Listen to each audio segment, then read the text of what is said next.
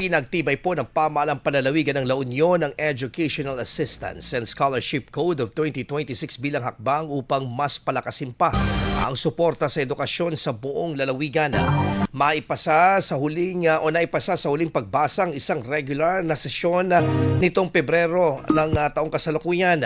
Layunin ng bagong code na mas maabot ang mga estudyante mula sa iba't ibang mga sektor, kabilang ang mga atleta at technical vocational learners at kabataang kabilang sa marginalized sectors tulad ng mga PDL, IP, PWD, solo parents at mga naulilang mga bata.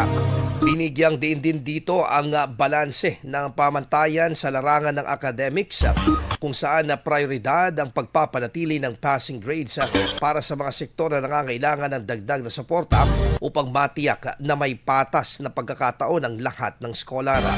Kasama rin sa reforma ang malinaw na patakaran sa implementasyon ng fiscal accountability at performance monitoring kasama ang paggawa ng implementing rules and regulations para sa mas maayos at transparent na pagpapatupad ng nasabing programa.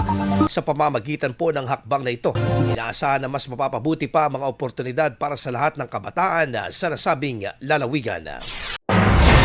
IFM News. IFM News. IFM News.